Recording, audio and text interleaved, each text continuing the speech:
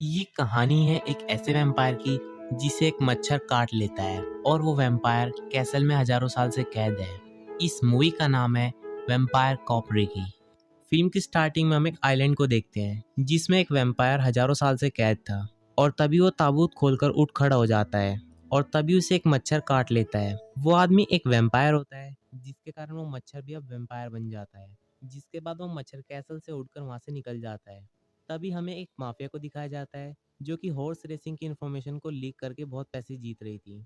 लेकिन तभी उस जगह पर पुलिस की रेड पड़ती है पर उन्हें वहां पर कोई भी आदमी दिखाई नहीं देता है। अब पुलिस को पता चलता है किसी अपने ही आदमी ने रेड की इन्फॉर्मेशन लीक की थी।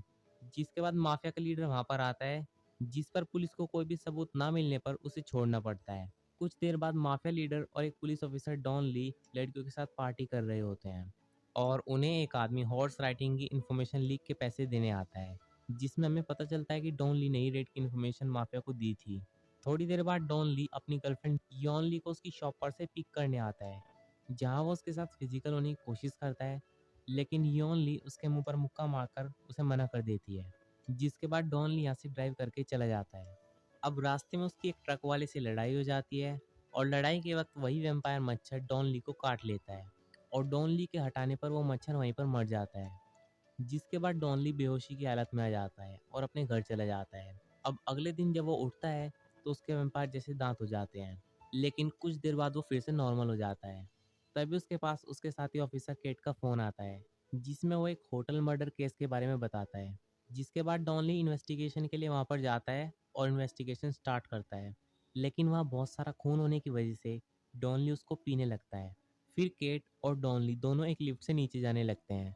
लेकिन लिफ्ट में बहुत भीड़ होने की वजह से एक लड़की डॉनली के पास आकर खड़ी हो जाती है और डॉनली उस लड़की की गर्दन को देखकर एक वैम्पायर में कन्वर्ट हो जाता है। पर तभी डॉनली अपने आप को कंट्रोल कर लेता है। वो अपने दोस्त केट को इस बारे में बताता है लेकिन केट उसकी बात पर ज़्यादा ध्यान नहीं देता और चला जाता है। अगले दिन माफिया लीडर को पुलिस स्टेशन में बुलाया जाता है जहाँ डॉनली उसको देखकर काफ़ी डर जाता है। केट कहता है माफिया लीडर से कि तुम्हारे ही एक एम्प्लॉय ने हॉर्स राइडिंग की इन्फॉर्मेशन लीक की थी। जिस पर माफिया लीडर कहता है कि वह एम्प्लॉय सेल्फ एम्प्लॉयड था। पुलिस उससे पूछती है कि जिस रात इन्फॉर्मेशन लीक हुई उस रात तुम्हारे साथ कौन था। माफिया लीडर डॉनली का नाम नहीं लेता और वहां से चला जाता है जिससे डॉनली को बहुत राहत मिलती है। फिर डॉनली और केट उसकी गर्लफ्रेंड के स्टोर पर जाते हैं जहाँ उसे अपनी वाइफ के लिए अंडरवियर खरीदने थे। लेकिन स्टोर के अंदर ऐसी तस्वीरों को देखकर डॉनली वैम्पायर में कन्वर्ट हो जाता है। वो अपना मुंह एक अंडरवेयर से छुपाता है और ये देखकर उसकी गर्लफ्रेंड को बहुत अजीब लगता है। केट के जाने के बाद डॉन ली अपनी गर्लफ्रेंड यॉन ली को घर छोड़ने जाता है। घर पहुंचकर यॉन ली उसे इनवाइट करती है और ये दोनों इंटीमेट होते हैं। लेकिन बीच में ही डॉन ली वेम्पायर बन जाता है और वहां से चला जाता है जिससे यॉन ली को बहुत अजीब लगता है।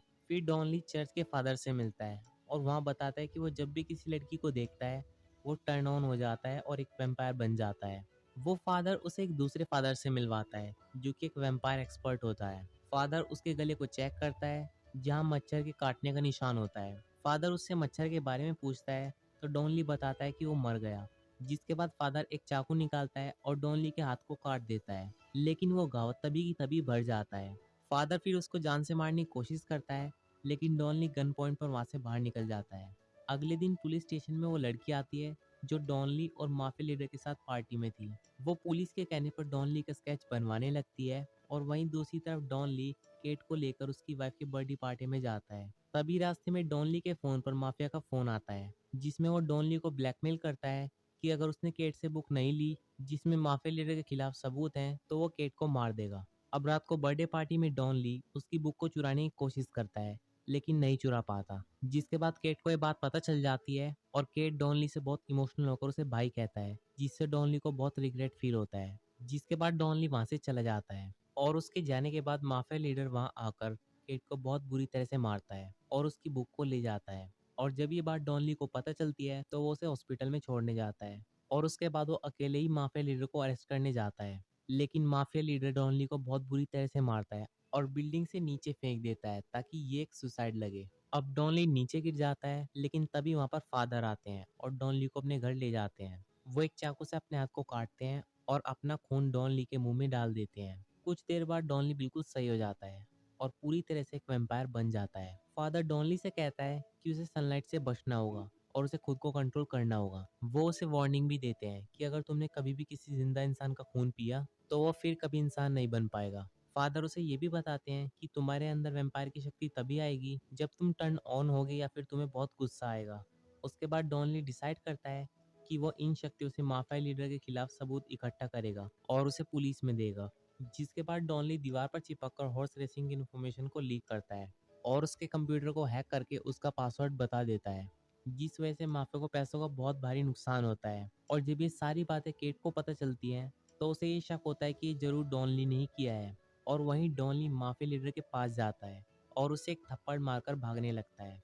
इसीलिए उसके पीछे पूरी गैंग पड़ जाती है और डॉनली भागते भागते एक क्लब पहुंच जाता है जहां वह बहुत सारी लड़कियों को देखकर टर्न ऑन हो जाता है, लेकिन वो अपने आप को वैम्पायर बनने से कंट्रोल करता है। वहीं उसे यॉन मिलती है जिसके साथ डॉनली डांस करने लगता है, लेकिन तभी वहाँ माफिया मेंबर्स आते हैं और डॉनली को मारने लगते हैं। लेकिन वहाँ वो डांस करने की वजह से टर्न ऑन हो गया था और वैम्पायर बन गया था, जिसकी वजह से वो सभी माफिया मेंबर्स को बहुत बुरी तरह से मारता है। फिर इयॉन डॉनली से मिलती है और उसे कहती है कि पहले तुमने माफिया मेंबर्स का साथ देकर गलत किया, लेकिन ये सही होगा कि अब तुम अपने आप को सरेंडर कर दो। डॉनली कहता है कि वो खुद को सरेंडर कर देगा माफिया लीडर को पकड़वाने के बाद।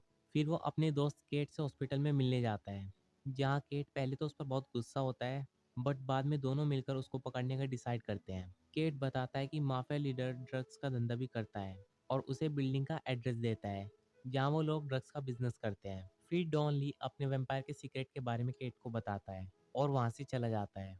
अब डॉन ली वहाँ जाता है और कुछ फिल्म्स देखने लगता है ताकि वो टर्न ऑन हो जाए, जिसके बाद वो उनके अड्डे पर जाता है और सभी को मारकर ड्रग्स को तबाह कर देता है। जिसके बाद माफिया मेंबर्स उसके पीछे पड़ जाते हैं, लेकिन डॉनली अब नॉर्मल इंसान में कन्वर्ट हो जाता है।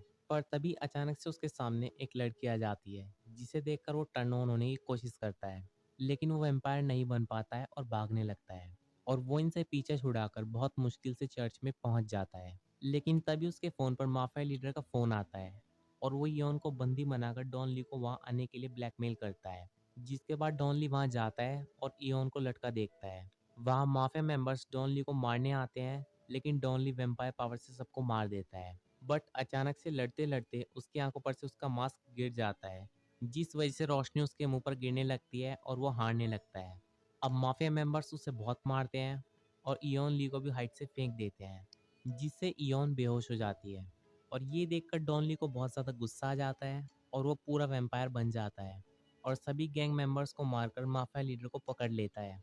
लेकिन तभी वहाँ फादर आते हैं और उसे छोड़ने के लिए कहते हैं, क्योंकि अगर उसने उसका खून पी लिया तो वो कभी भी ह्यूमन नहीं बन पाएगा। इसीलिए डॉनली उसे छोड़ देता है। लेकिन तभी माफिया लीडर पीछे से डॉनली के पेट में चाकू घुसा देता है। फिर गुस्से में आकर डॉनली उसका खून पी लेता है, लेकिन इस वक्त से अब वो कभी भी इंसान नहीं बन पाएगा। फिर हमें नेक्स्ट डे केट इयोन से मिलता हुआ दिखाया जाता है, जिसमें वो डॉनली की बातें करते हैं और डॉनली वैम्पायर शक्ति के साथ रात को बुरे लोगों को पकड़ने का काम करता है। और यहीं पर ये मूवी खत्म हो जाती है।